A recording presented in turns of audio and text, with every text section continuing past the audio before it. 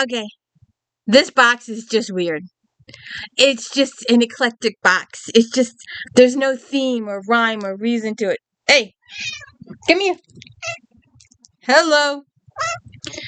We want to look and see what's in the box. If you could please hit the like and subscribe, I'd appreciate it. This is a D. Louise book series. No special editing, no theme music, none of that fancy smashy stuff going on here. So anyways, this is today's box, and it's totally eclectic. I don't even know what to call this video. And I am absolutely horrible at making thumbnails and titles. The title of my video is the title of the book I'm reading. I can't do those fake titles like the rest of them do. Do I like this book? Well, I hate this book. I'm just not that sort of person. So anyways, we've got an old standby. He's a little ripped, a little worn. But Mr. Flynn here. When diplomacy fails and military intervention is inappropriate, our leaders sometimes take the third option. Mitch Rapp has been assigned just such an unofficial task, targeting a German industrialist who was supplying a notorious terror Spencer. When the mission is dangerously compromised, Rapp realizes he's been deemed an expendable asset in a power battle on home turf. The choice of Dr. Irene Kennedy as a successor to a dying CIA director, Thomas Stanfield, has many detractors, some of whom will resort to extreme measures to prevent her from taking over.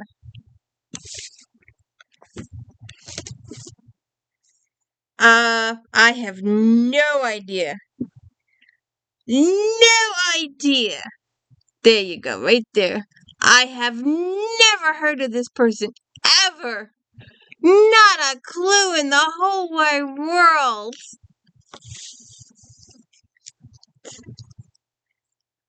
$1995.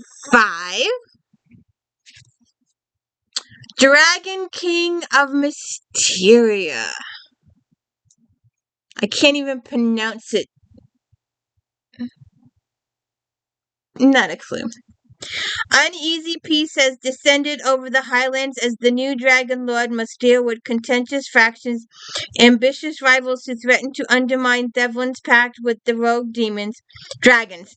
The dragons cannot forget their ancient fear and hatred of the Dragon Lord, nor can they forget the mysterious prophecy that ties Devlin to the destiny of their race. Soon the world is brought to a very brink of war, and this time the dragons are determined to defeat their enemies once and for all. You know, Reaper of Souls.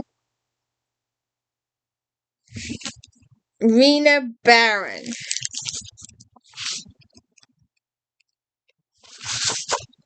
$2021. Maybe we'll do this for Flashback Monday. Magic Ara wanted for so long is finally hers, but her new gifts came at too steep a price. Ara is the last surviving witch doctor of the tribal lands, and she has been left alone to pick up the pieces of her family's betrayal, a kingdom plunged into chaos, and a love that can never be. But as she struggles to rebuild, Ara discovers a glimpse of hope. There may be survivors who escape the demon attack on the tribes, and with her new magic, she is the only one who can bring them home. While Ara seeks what is left of her people, her beloved Rudek is intent on hunting down every last demon in the kingdom. Instead, he uncovers a plot that will destroy what's left of the world and Ara in it. Interesting.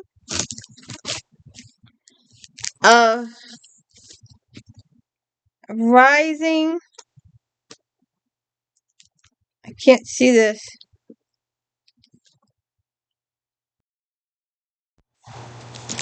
Rising like a storm. When King Lower dead and usurper Queen in power, Gull and Canvas face a new tyrannical government that is bent on killing them both. Their roles in King Law's death have not gone unnoticed, and the new queen is out for blood. What she doesn't know is that Gull and Kava have a connection that runs deeper than romance, and together they might have strength and magic to end her reign for good. Then a grave mistake results in Canvas being taken prisoner. Gull is left to train an army of warriors alone. With alliances shifting and the thirst for vengeance growing, the fate of Amber seems more and more uncertain.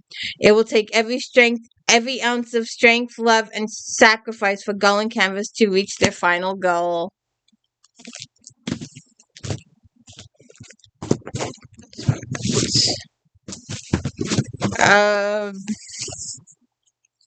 My squirrel days? Ellie Kemper? Why does she look familiar? She was on something. Which show was she on?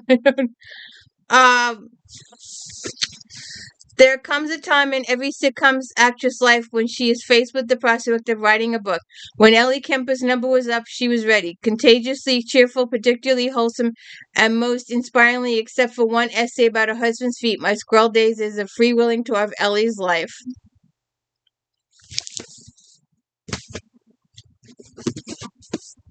The Last Dickens. Matthew Pearl. 2009.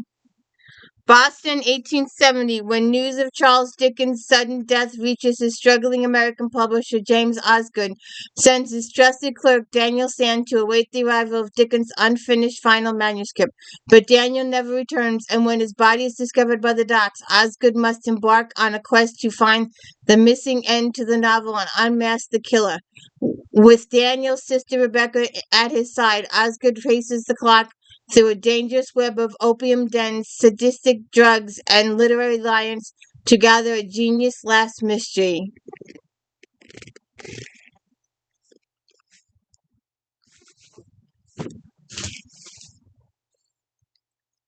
Not a clue. I don't even know how to say that.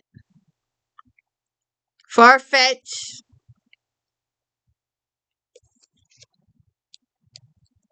1985. Gala's galaxy ends wasn't far enough away when the Allegheny holds you responsible for the Emperor's death. So when the Starship Truth crash landed on seemingly inhospitable planet, Jingar the Dachau and his human friend Krina knew they and their crew must find a place to hide before the Allegheny squadron pursuing them discovers their trail. The Far Kingdoms.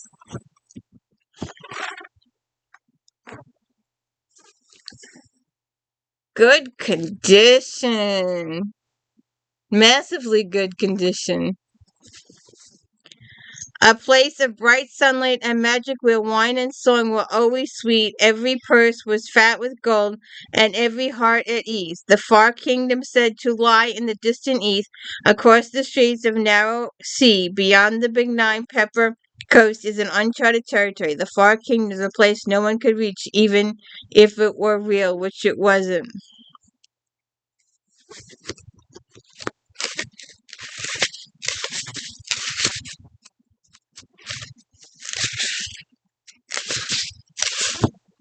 $1993.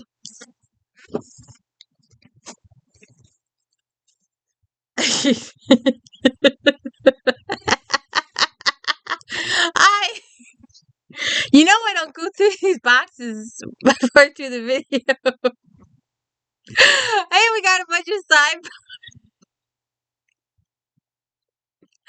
As this book comes up. Oh, good God. Going along the sci-fi trail. I bet this is banned. Does anybody know?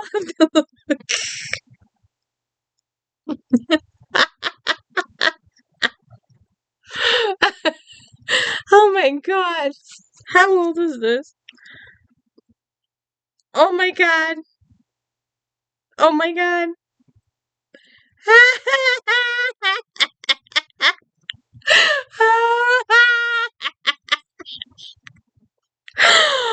Oh good god. I'm not gonna show it. I am not gonna show it. I would see. It has the back. It's plain. There's a business card in here of a school librarian.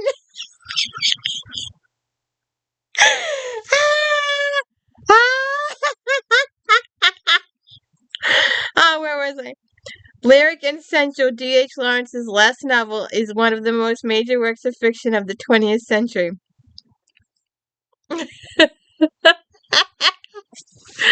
I have to check. 1968. Hold on a second. That is too funny. It is on the banned book list.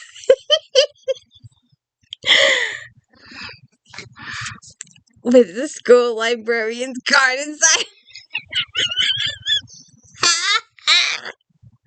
Oh, there's your title for your video, Chrissy.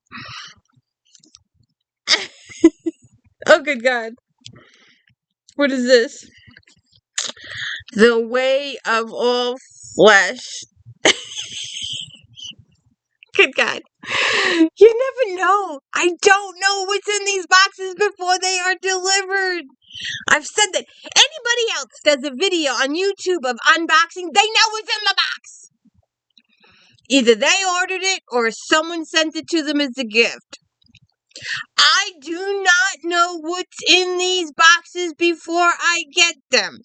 They are delivered to my house and I open them up. Oh, this is too funny.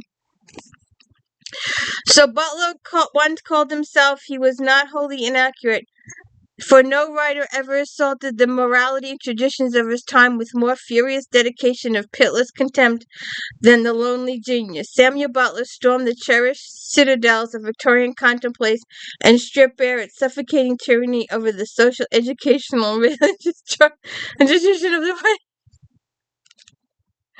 Oh, good God. 1960. 50 cents. Oh, this is a trip.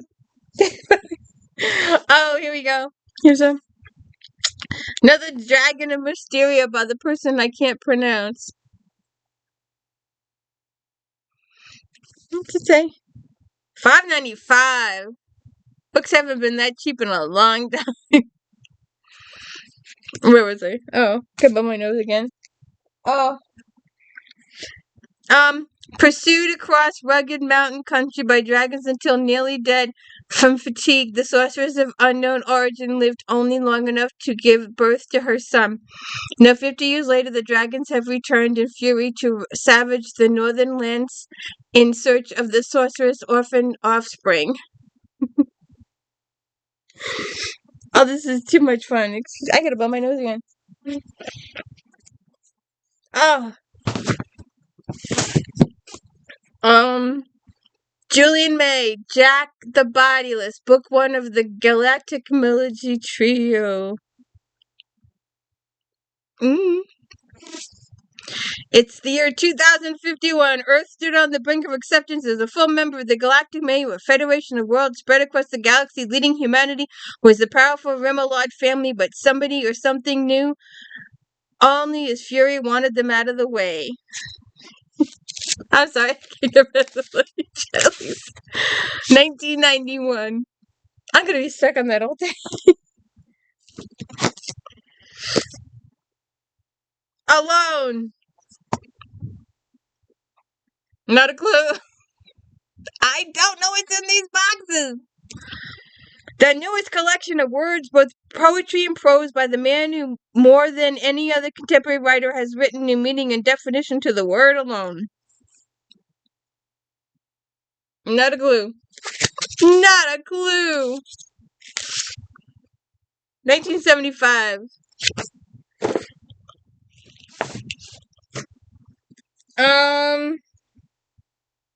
Poetry, anyone? I don't know if I can.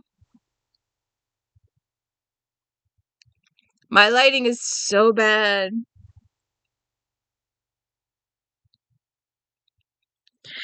This anthology of modern verse, compiled by the distinguished poet editor Oscar Williams, contains the most important work of more than 100 authors.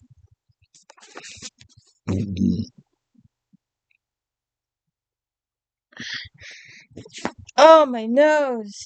I need another box of tissues.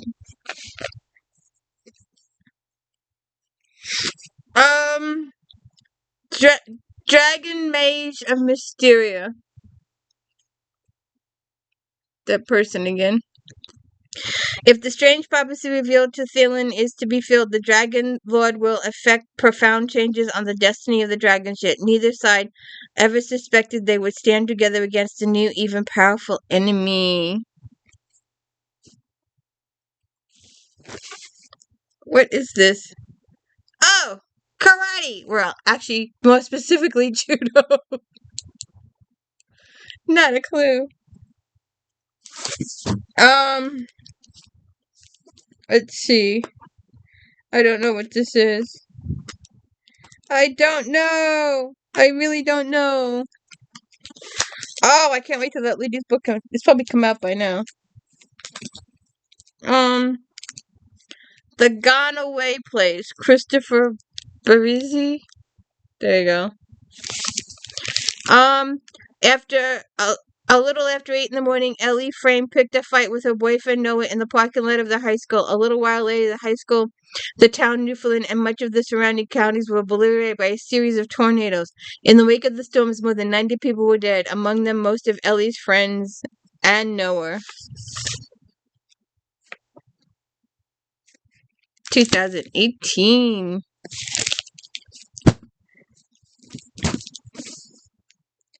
I don't know what this is. Let me look. The Devil Makes 3.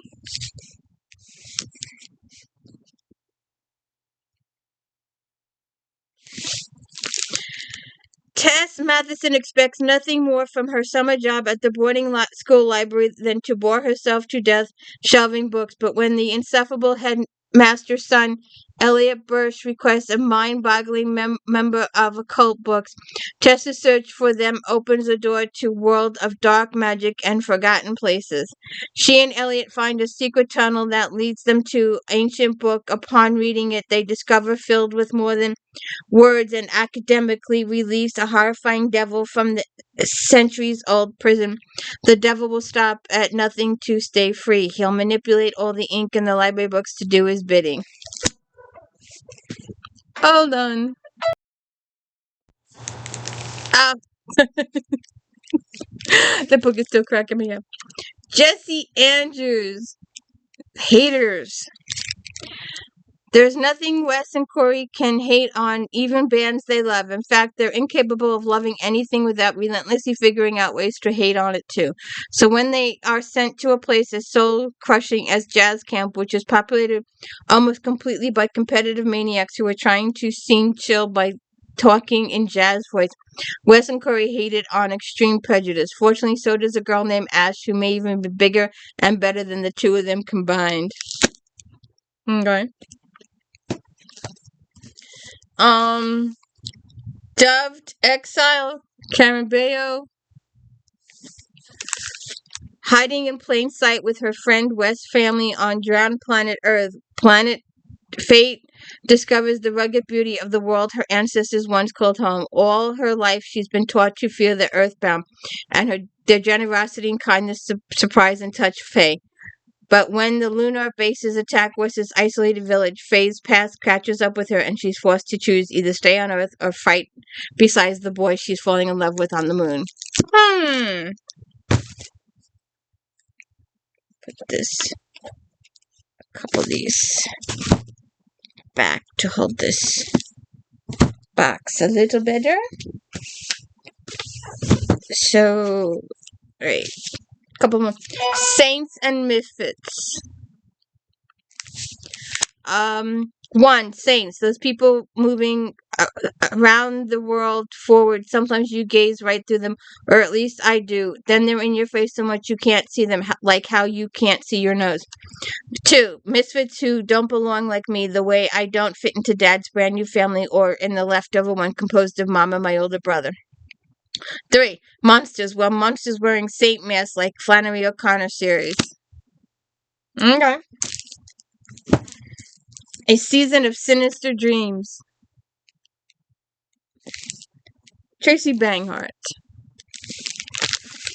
Annalise is cousin to the prince and possesses magic so powerful it takes all her strength to restrain it.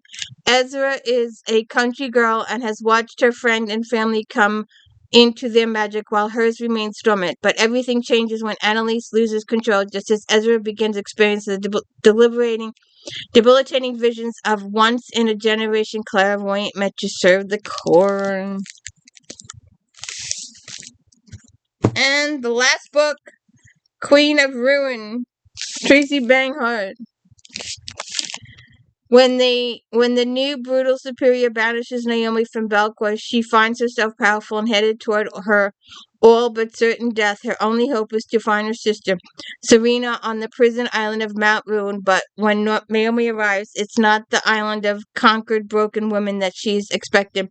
It's an island in the grip of a resolution, and Serena, polite, submissive Serena, is its leader. Okay, that's it. I gotta put all these away now. So what do you think? What do you think? Was that a good box? Was it a weird box? It was a weird box, right? It was a weird box. So hey, could you hit the like and subscribe and everything else? Have a good one.